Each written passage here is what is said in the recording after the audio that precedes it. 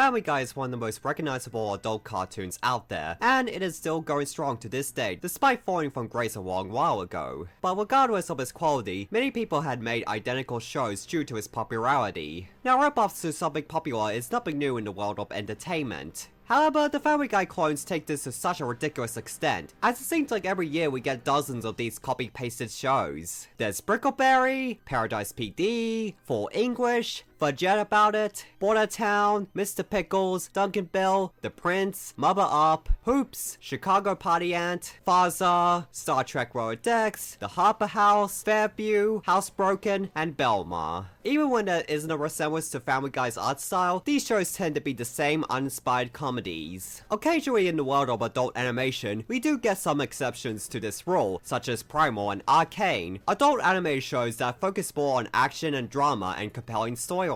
Plus, they have phenomenal animation. These cartoons actually take advantage of the fact that they're adult shows by being able to push past the boundaries and take the stories and characters in directions you normally wouldn't get away with in kids' cartoons. However, corporate executives would rather go for the safe route that's more guaranteed to make them money, and since Family Guy is still airing, there's always going to be an audience for any series that shares similar characteristics with it. Which unfortunately leads to the endless recycled trash that is the Family Guy clones. The issue is that all these shows are too similar to each other in both art style and writing, resulting in them all blending together. In fact, if you take a random image from two of these shows and show them to someone, chances are they'll think they're from the same show. That's how identical they are. Heck, these three shows, Brickleberry, paradisepd, and Farzar, all have the same creators, and there's little to no difference between them in terms of visuals and writing. So as you can imagine, reviewing each of these individual shows would be difficult, as they all share the exact same problems, which will result in repeating the same points. Which is why for this video, I'm going to go over the 5 most prominent aspects that all these shows share in order to summarize why they're all awful. Number 1.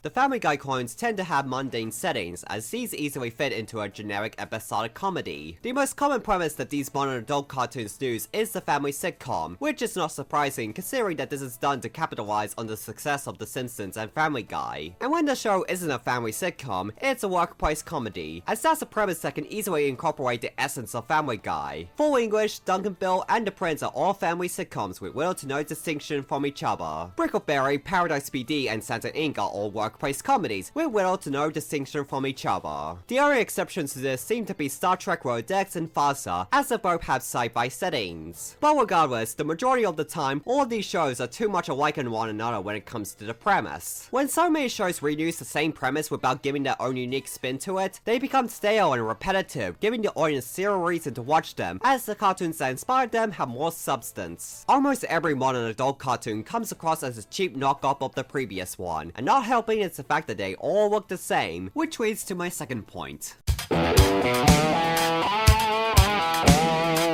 Now, it's true that several different shows created by the same person tend to look similar to each other due to their signature art style. However, there is no excuse for the majority of Family Guy clones, as many of them have different creators and showrunners. Obviously, the reason why so many modern adult cartoons rip off Family Guy's character designs is to reach up its popularity, as fans of it would naturally be interested in watching a show that looks exactly like it. Because of this overnews tactic, we end up with almost every modern adult cartoon looking completely identical to each other. Not only is it impossible for any of these shows to stand out from one another, but simply copying Family Guy's art style and calling it a day results in the ugliest visuals. There are two primary problems that come with this. One is that Family Guy already has a simplistic art style, and two, these shows only have a fraction of its budget. As a result, we're left with the dullest and cheapest looking animated shows in existence. The character designs are bland, and the colors are so muted that the visuals become an eyesore. And the small budget that these shows have doesn't help the actual animation either, as there's so little going on that the shows often look lifeless. All of the character movements are robotic and stilted, and whenever there's a scene that tries to involve more action, it ends up looking horrendous due to the poorly built character rigs. And whenever the animators try to get more creative with the visuals, the art style prevents it from living up to the ambition, resulting in these sequences falling flat. The character designs in these shows are not only awful, but so are the characters themselves, which brings us neatly over to the next point.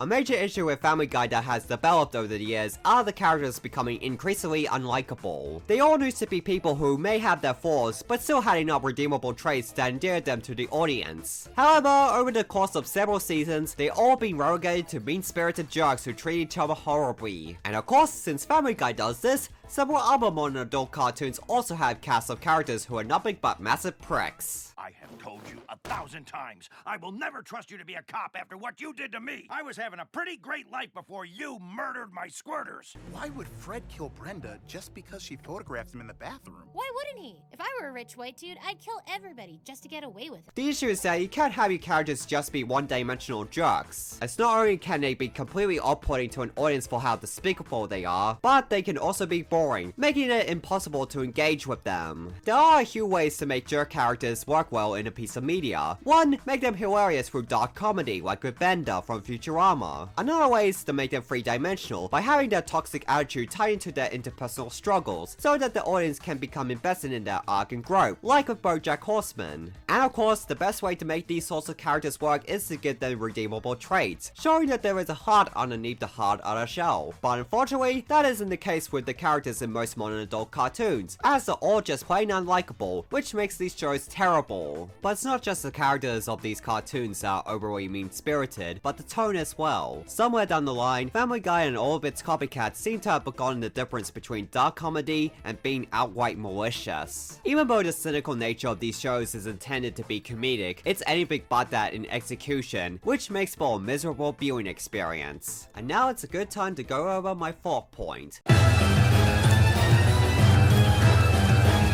One of the advantages of being a series for adults is that you are able to tackle themes and aspects of life that resonates more with those who are in that age demographic. Unfortunately, the majority of modern adult cartoons are written with the mindset of a teenager, whose idea of adult themes boil down to swears, drugs, blood and gore, nudity, and sex. These shows tend to excessively use all of these things simply because they have the freedom to do so. While these elements could be utilized to create clever jokes, oftentimes, writers wouldn't bother to put in the effort, as they seem to think that audiences will find the mere inclusion of these things to be hilarious.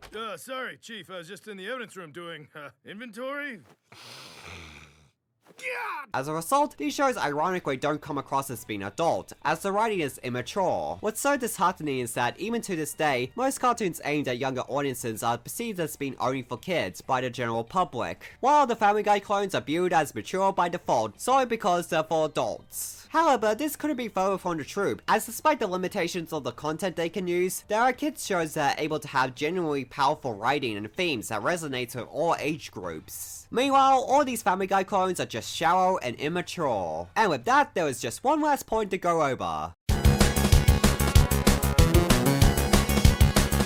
It's ridiculous how painfully unfunny all these shows are, considering that they're supposed to be animated comedies. I've already mentioned how the writers seem to think that swears, drugs, gore, nudity, and sex are funny in and of itself, and don't bother writing any actual jokes with them. And another fundamental problem with the humor in these shows is that the dark comedy comes across as just being plain mean-spirited, rather than being funny. And let's not forget about the excessive gross out.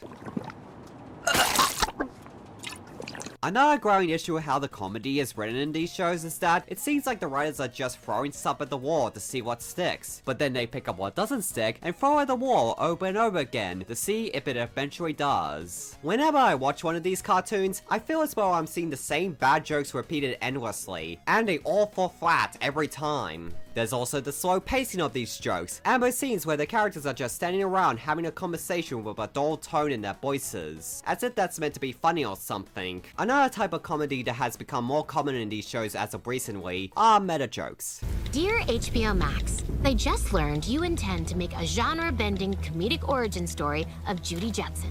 If there is one thing the internet agrees on, it's that you should never change anything ever. Which in this day and age is just a lazy way to dismiss criticism towards them. They basically just have a character point out some bad writing and cliches, and that's about it. And I think that just about wraps up the final segment of this video. So in conclusion, the state of modern adult cartoons is a case of quantity over quality. And despite the fact that pretty much all of these shows fail, as long as Family Guy keeps airing, we'll never see the end to these copycats. And that was my video on the Family Guy clones. If you enjoyed it, then be sure to give it a like and comment. Also, subscribe to my channel and hit the bell for notifications. Also, if you're interested in supporting my channel, then head over to my Patreon. Well, I got nothing else to say, so see ya.